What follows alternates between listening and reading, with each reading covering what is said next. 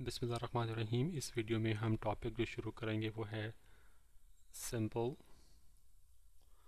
Harmonic motion.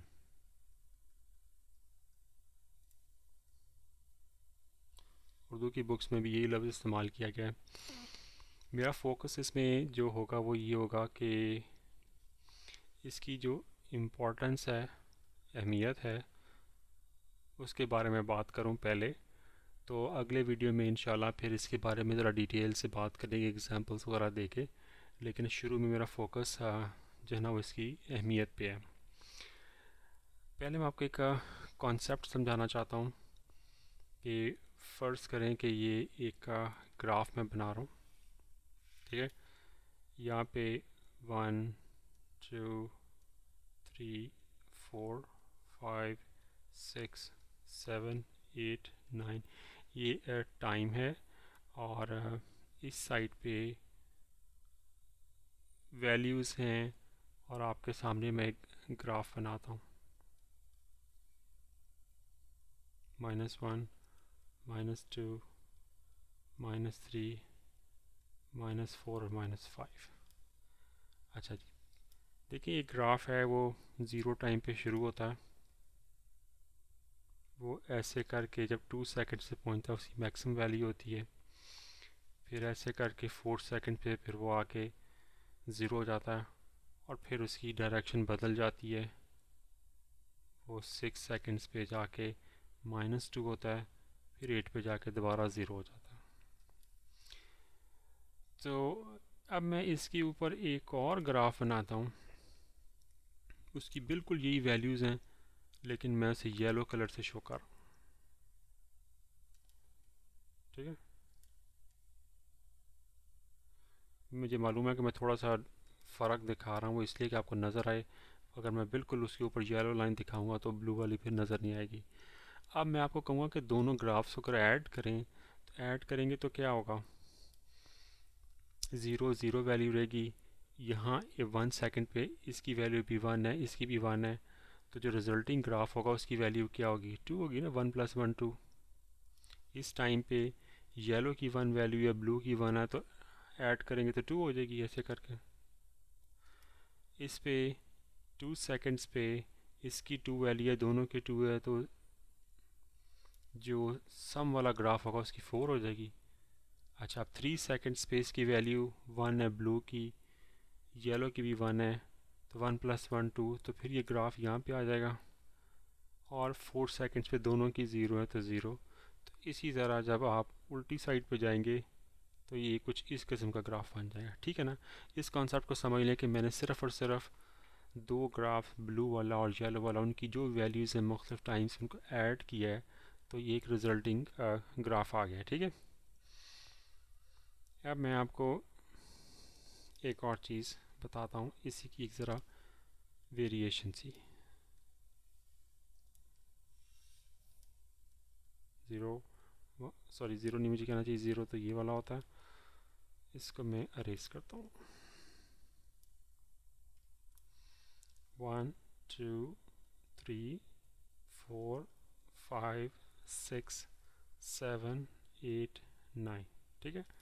यहाँ पे उसी तरह 1 2 3 4 5, और ये लोअर एक्सेस पे नेगेटिव साइड पे -1 -2 -3 -4 -5।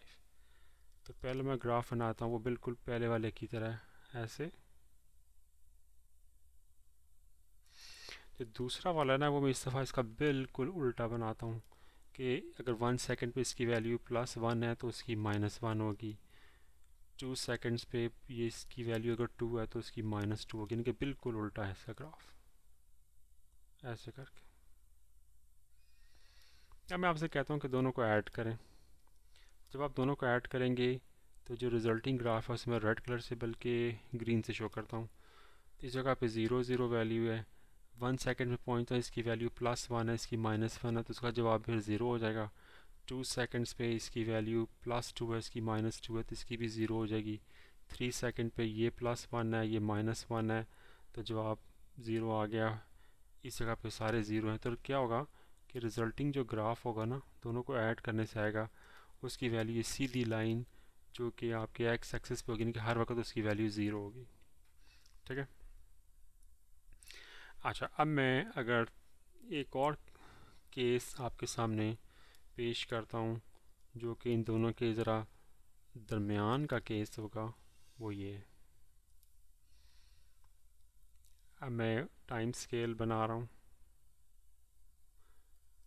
1 2 3 4 5 6 7 8 9 10, और इधर इस तरह वैल्यूज़ 1 2 3 4 5, और इस साइड पे -1 -2 -3 -4 -5। ओके, जो पहला मेरा ग्राफ है वो इस तरह का, थोड़ा सा मुझे एक्यूरेट होना चाहिए, 2 पे उसकी वैल्यू 2 आती है, तो ऐसे करके जैसे पहले था बिल्कुल वही है। अब जो दूसरा वाला ग्राफ है ना, वो थोड़ा सा मुख्तलिफ है, उसकी वैल्यू 1 सेकेंड पे ज़ीरो है, इस सेकंड पे यानी कि दो सेकंड पे उसकी वैल्यू 1 है, 3 पे उसकी जाके वैल्यू 2 आती, वो ऐसे करके है,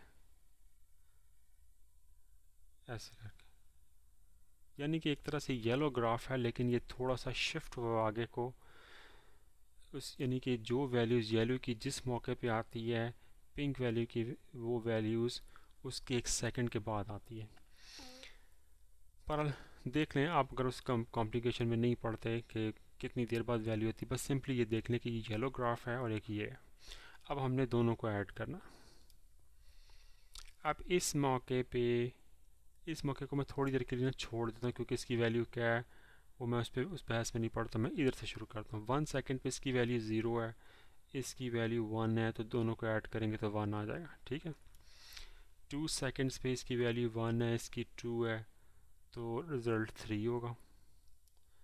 फिर यहाँ पे आके 2.5 सेकंड्स पे ये तकरीबन 1.5 ये वही 3 के आसपास कोई वैल्यू पर रफ ग्राफ बना रहा हूँ। ठीक है।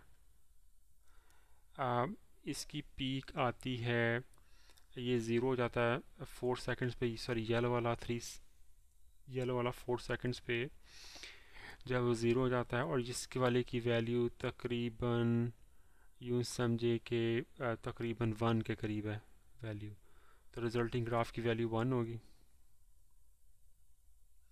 तो कुछ ऐसे करके ग्राफ बनेगा, ऐसे करके। ठीक है। मैं आपको, अब मुझे पता है थोड़ा सा इनएक्यूरेट है, आगे पीछे या गलत है, मैं उस बहस में नहीं पड़ता, लेकिन उनको बताने की कोशिश कर रहा हूँ कि किस तरीके से आप दो ग्राफ्स को ऐड कर सकते हैं। उसका सिंपली तरीका ये होता है कि एक टाइम फ्रेम पे दोनों की जो वैल्यू ऐड करें, तो रिज़ल्टिंग ग्राफ की वो वैल्यू आएगी। ये एक वेबसाइट है, बल्कि किसी का ब्लॉग है, ये निक साहब का ब्लॉग है, निक एस प्राक का। इसमें इसने किसी एक एनिमेशन बनाई हुई है फोरियर सीरीज़ की। फोरियर सीरीज़ के नाम को भी छोड़ दें, आप इस एनिमेशन को गौर से देखें, आपको एक ख़ास चीज़ इसमें नज़र आएगी। मैं स्क्वायर वेव की एनिमेशन को क्लिक करता हूँ, देखिए ज़रा हो क्या रहा है कि जो मैंने आपको वेव फॉर्म पहले बना के दिखाई थी ना, ये इसे साइनोसाइडल कहते हैं, वो है। उसके ऊपर एक और साइनोसाइडल आ गई, वो उसके अंदर ऐड हो रही है, सब्ट्रैक्ट हो रही है।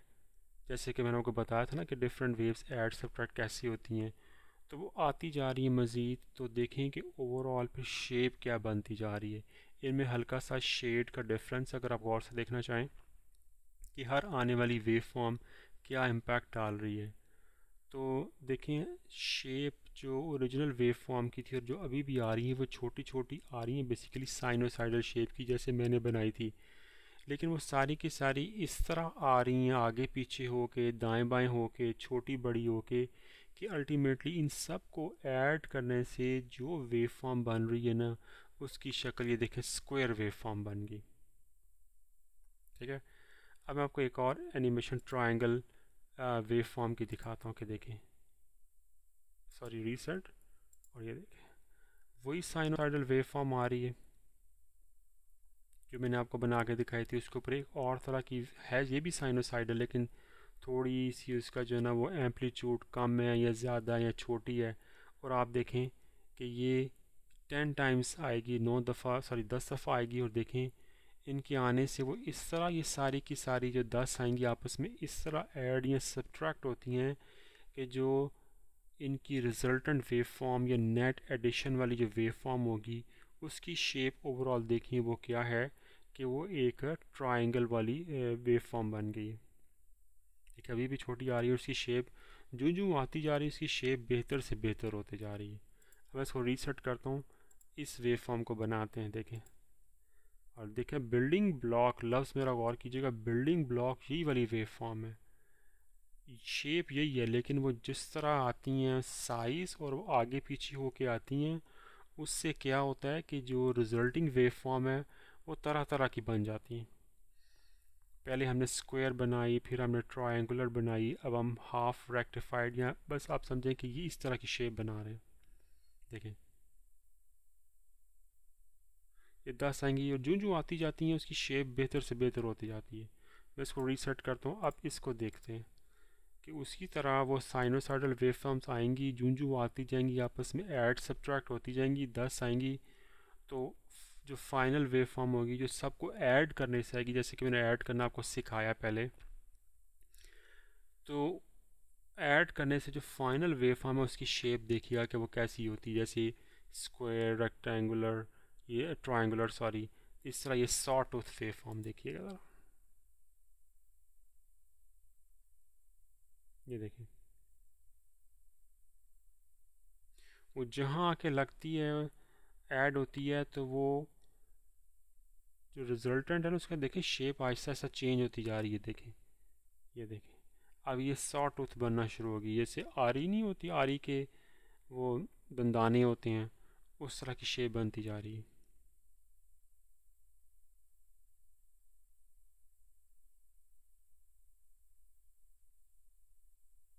शायद पता नहीं 8 या 9 हो गए।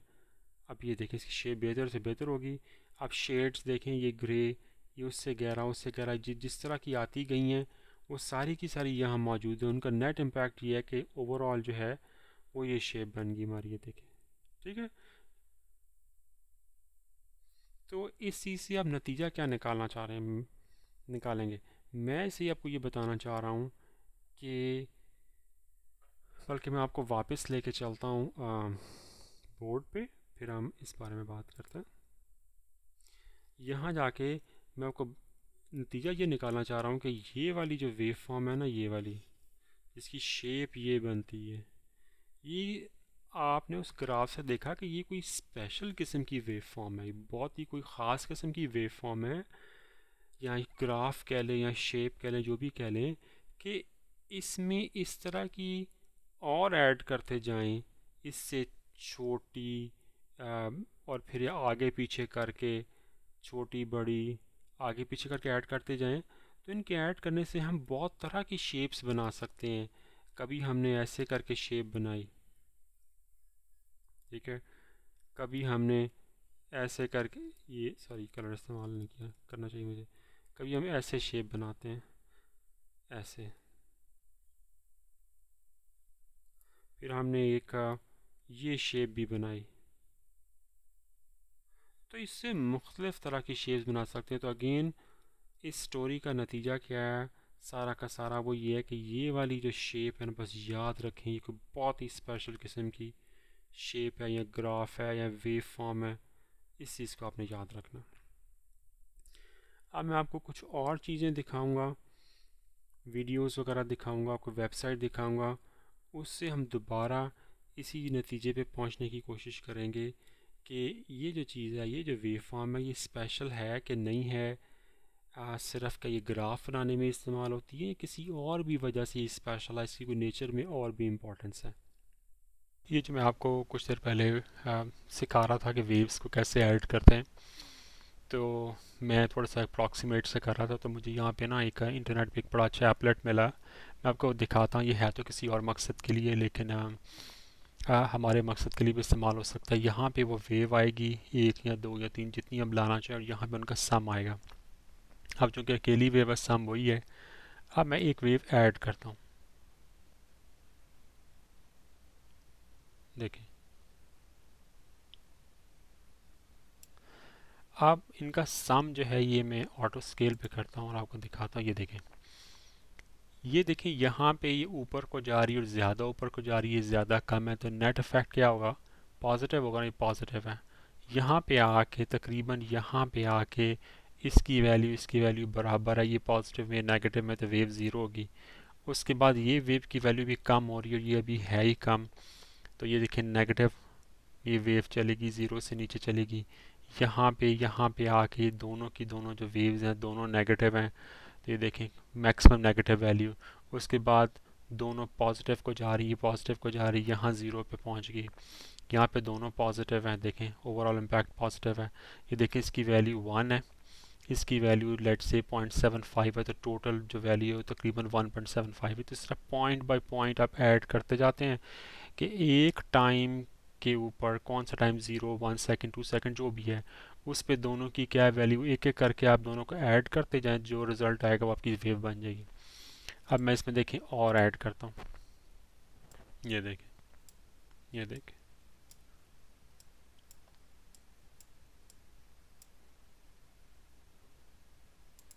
ऑटो स्केल पे करता हूँ, आपको नज़र आए। अब ये देखिए कितनी ये अजीब तरह की वेव फॉर्म है, लेकिन ये सारी की सारी जो वेव फॉर्म है ये इन सब वेव फॉर्म का सम है। या दूसरे लफ्ज़ों में हम ये कह सकते हैं कि इस वेव फॉर्म को बनाने के लिए हमें इस तरह की बहुत सारी वेव फॉर्म चाहिए, साइनोसाइडल मुख्तलिफ तरह की चाहिए। उन सबको ऐड करेंगे तो ये वेव फॉर्म आ सकती है। मैं इसको मुख्तलिफ तरीके से बात करता हूँ कि कोई भी वेव फॉर्म हो, उसको हम किसी भी शेप की हो इनफैक्ट, उसको हम उसके साइनोसाइडल कंपोनेंट्स में डीकम्पोज कर सकते हैं। ठीक है। अब उनके एम्पलीट्यूड फ्रिक्वेंसी मुख्तलिफ हो सकती है, लेकिन वो उसमें डिकम्पोज हो सकती है। तो आपने नोट किया कोने में ना ये फोरियर का लफ्ज़ मैंने इस्तेमाल किया है, ये पहले भी मैंने शायद इस्तेमाल किया था, इसमें भी आ रहा है। बेसिकली ये एक साइंटिस्ट था, साइंटिस्ट नहीं मैथमेटिशियन कहना चाहिए, सॉरी। उसने ये कहा था कि किसी भी तरह की वेव फॉर्म हो, किसी भी तरह का सिग्नल हो, आप उसको फोरियर सीरीज़ के ज़रिए या फोरियर एनालिसिस करके तो उसको अप्रॉक्सीमेट कर सकते हैं, वो बना सकते हैं, डिकम्पोज कर सकते हैं। फोरियर वो क्या होता है? वो ये होता है सिंपली कि साइनोसाइडल वेव्स, उनको उनको हम कहते हैं कि फोरियर सीरीज़ में इस्तेमाल करते हैं। अब मैं आपको ना ये सारी रीसेट करके दोबारा से दिखाता हूँ। ये देखें सिंपल, ये चीज़ देखें कि इधर कितनी ख़तरनाक सी वेव आ रही थी, लेकिन सब वेव्स को हम किसी भी तरह की वेव हो उसको बहुत सारी साइनोसाइडल वेव्स की मदद से बना सकते हैं। तो ये इस बंदे का कमाल था। अब आपको ये बड़ी आसान सी चीज़ लगती है, लेकिन ये ना बहुत ही अमेजिंग चीज़ है कि आपने किसी भी तरह का सिग्नल को रिकंस्ट्रक्ट करना हो तो आप इस वेव की मदद से, और ऐसी सिर्फ एक नहीं, मतलब ऐसी बहुत सारी, उनकी शेप मुख्तलिफ होगी थोड़ी सी, कि किसी का एम्पलीट्यूड ऊपर होगा, किसी का नीचे होगा, देखें ऐसे बड़ा ज़्यादा होगा, फ्रीक्वेंसी आगे पीछे होगी, वो आप इन ऐसी बहुत सारी वेव्स को ऐड करके वो बना सकते हैं। मेरे पास एक और एप्लेट है, मैं आपको दिखाता हूँ। ये देखें ज़रा। अब ये देखें इसकी थोड़ी सी शेप मुख्तलिफ है कि ये एक जो वेव है ना, ये है स्क्वायर वेव है। ठीक है, ये वाली देखें।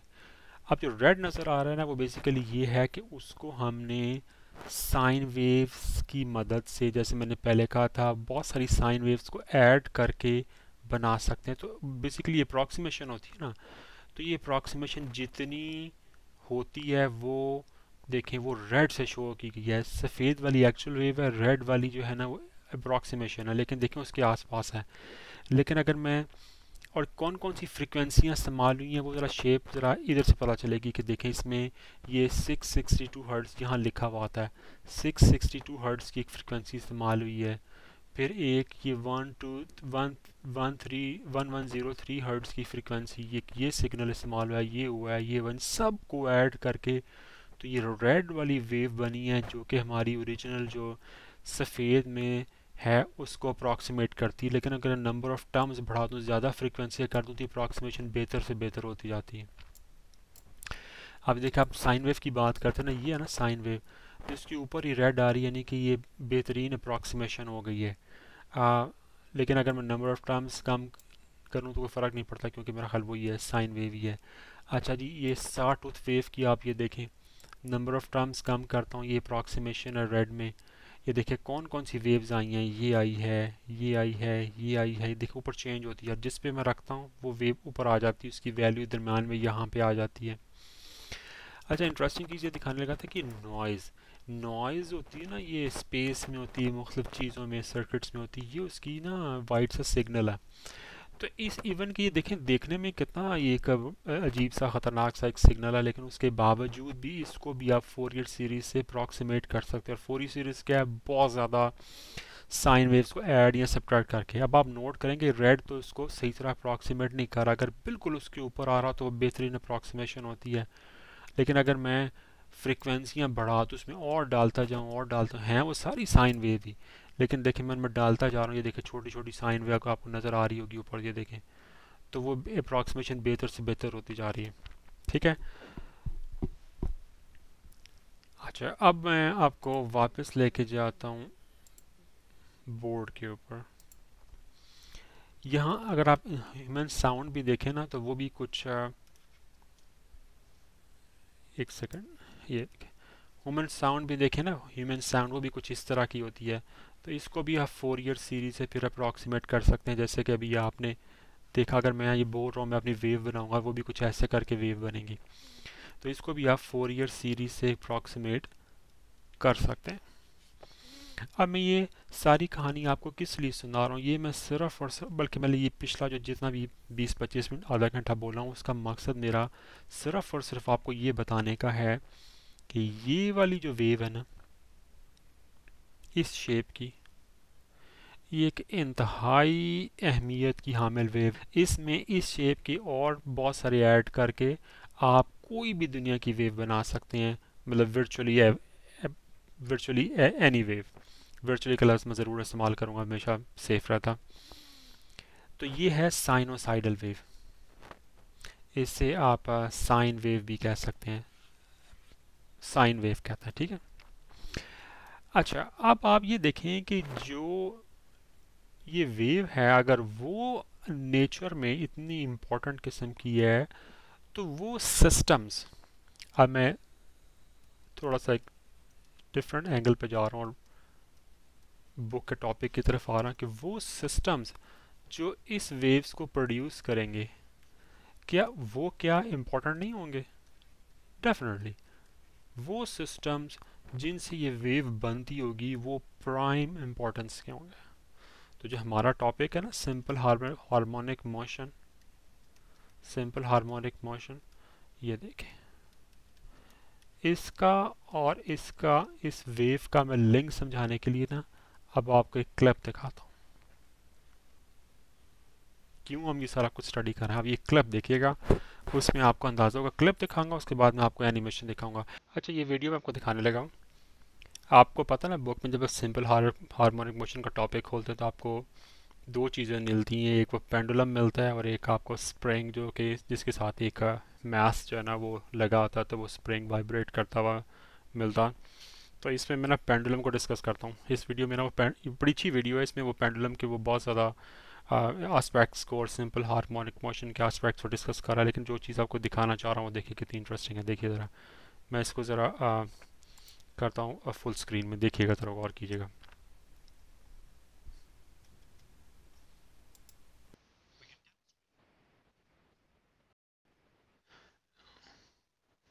इसमें ना वो पेंडुलम बनाने लगा है, उसने क्या किया है, ऊपर दरवाजे में एक नीचे ब्लैक सा बोर्ड बिछाया है, कपड़ा बिछाया है, कुछ ऐसी चीज़ें हैं, कागज़ है। ऊपर उसने ना एक रस्सी की मदद से डब्बे के अंदर रेत डाली है। तो वो डब्बे को हिलाएगा तो वो पेंडुलम होगा ना एक तरह से, क्योंकि रस्सी बंधी हुई है और नीचे डब्बा है और डब्बे में रेत है, उसका मैस बन जाता है, उसको हिलाएगा। अब इसका वो टाइम के साथ साथ ग्राफ ड्रा करना चाह रहा है कि इसका ग्राफ कैसे बनेगा। वो देखिए कितने ज़बरदस्त तरीके से ग्राफ ड्रा करता है, कि इसके अंदर उसने सुराख की है, जो रेत या मट्टी या जो भी चीज़ है ना, वो नीचे वाले ब्लैक पेपर के ऊपर गिरेगी। अब जो जो वक्त गुजरता जाएगा तो उसको रिप्रेजेंट करने के लिए वो पेपर को ना हिलाता जाता है, आगे करता जाता है या पीछे करता जाता है, तो उससे आपको अंदाज़ा होता है कि अच्छा भाई जब शुरू किया था तो पेपर यहाँ पे था, पेंडुलम यहाँ पे था, फिर थोड़ा सा आगे आए, उसका क्या मतलब है कि वो पेपर जो है थोड़ा सा आगे आ गया, तो फिर पेंडुलम की क्या पोजीशन होगी, तो गौर कीजिएगा कि होता क्या है और शेप क्या बनती है, ज़रा गौर कीजिएगा।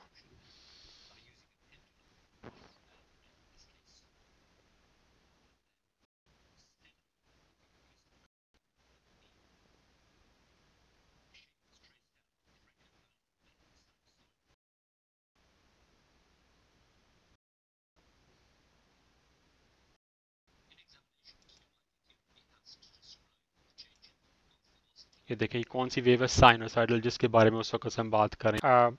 दोबारा से दिखा रहा हूँ, ये देखें इसकी जो शेप बनी है ना, उसने जो ग्राफ बनाया है वो देखें साइनोसाइडल बना है। तो पेंडुलम जो कि सिंपल हार्मोनिक मोशन की एक मिसाल है, उसका भी जो ग्राफ बनाया है वो साइनोसाइडल वेव बनी है। अब मैं आपको ना एक दो एनिमेशंस दिखाता हूँ, उससे ये आपका जो है ना वो काफ़ी क्लियर हो जाए। ये देखिए, ये एक वेबसाइट है, आप यहाँ पे देख सकते हैं, ये वेबसाइट का यूआरएल लिखा हुआ है, उस पर पेंडुलम हिल रहा है और ये एक तरह से फिल्म चल रही है, पेपर चल रहा है, जैसा भी कहें, और उसकी देखें वेव फॉर्म क्या बनती है, देखें, देख रहे हैं आप, साइनोसाइडल। अच्छा, अब वो दूसरी बुक्स में मिसाल मिलती स्प्रिंग वाली, और देखें स्प्रिंग वाले का भी इस तरह इस एनिमेशन के अंदर ग्राफ बन रहा है, जो कि बेसिकली क्या है, साइनोसाइडल वेव। तो आपने देखा कि स्प्रिंग से और पेंडुलम से, जो कि दोनों मिसालें सिंपल हार्मोनिक मोशन की कोट की जाती है, यकीनन और भी बहुत सारी हो सकती हैं, लेकिन इन दोनों ने जब अपना ग्राफ बनाया टाइम के साथ, तो दोनों ने क्या किया है, साइनोसाइडल वेव बनाई है। एक मैं आपको और चीज़ क्लियर कर दूँ, मे भी कुछ लोगों के दिन में सवाल आ रहा हो कि ये वेव ऐसे ही क्यों बनती है, ये ऐसे क्यों नहीं बनती, सॉरी, यहाँ चोंच क्यों नहीं आती ऐसे करके। तो उसकी मैं आपको भी मतलब वजह सादी सी अभी बता देता हूँ, मे भी बाद में हम इसको डिटेल में देखें जब हम इसको टॉपिक को मज़ीद डिस्कस करेंगे। वो ये है कि ये स्प्रिंग की जो ये स्प्रिंग बना ना, इसकी प्रॉपर्टीज़ होती हैं उसकी वजह से, कि जब ये दबाया जाता है, पास आता है ना, तो जूं जूं आप, बल्कि देखिए मैं ये खोलता हूँ, ठीक है, स्प्रिंग को, और उसके बाद आप इसे दबाना शुरू करते हैं,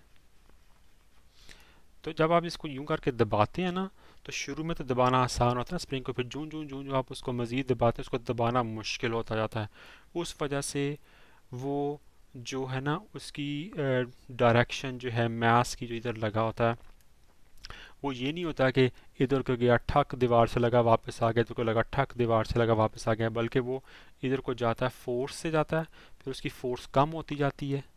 ठीक है, गौर करें मेरे अल्फाज को, इधर को जब जाता है तेज़ी से जाता है, फिर आहिस्ता आहिस्ता आहिस्ता आहिस्ता उसकी वो फोर्स कम होती जाती है, यहाँ पे आके वो फोर्स ज़ीरो हो जाती है, जब बिल्कुल वो दब जाता है फिर वो वापस जाना शुरू करता है, ऐसे करके जब वापस जाना शुरू करता है तो बहुत पावर होती है, क्योंकि स्प्रिंग पूरा दबा हुआ होता है ना, तो दबा होने की वजह से वो तेज़ी से जाता है, इधर को जाता है, आहिस्ता आहिस्ता आहिस्ता जाता है, यहाँ पे सेंट्रल पोजीशन पे पहुँचता है, फिर शूट करता है, फिर स्प्रिंग मज़ीद खुल रहा होता है, खुल रहा होता है, खुल रहा होता है, जब मास ये इधर को जा रहा होता है ना, ये खुल रहा होता है, यहाँ पे जाके वो पूरा खुल जाता है, जितना भी खुल सकता है वो खुल जाता है, तो फिर उसकी बिल्कुल ज़ीरो हो जाता है।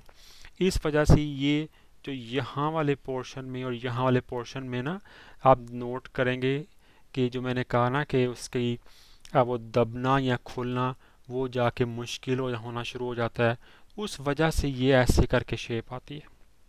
अगर स्प्रिंग ऐसा ना हो, कोई हाइपोथेटिकल सी कोई चीज़ हो कि ठक दीवार से ये बॉल, जैसे वो पिंग पोंग बॉल या कोई ऐसी बॉल होती है, ठक दीवार से लगा, इधर को गया, इधर को लगा, तो फिर उसकी वेव फॉर्म ऐसी हो सकती है।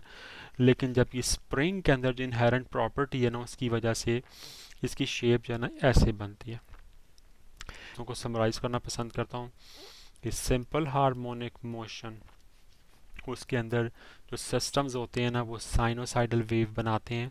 अगर आप टाइम एक्सिस के ऊपर उसको प्लॉट करें, और ये जो साइनोसाइडल वेव है ना, आप इस वेव और ऐसी बहुत सारी वेव्स इस शेप की मदद से आप बहुत सारे, बल्कि तकरीबन तमाम तरह के सिग्नल्स बना सकते हैं, और ये इसकी प्राइम इम्पोर्टेंस है, इसलिए सिंपल हार्मोनिक मोशन का जो टॉपिक है वो खासा इम्पोर्टेंट है।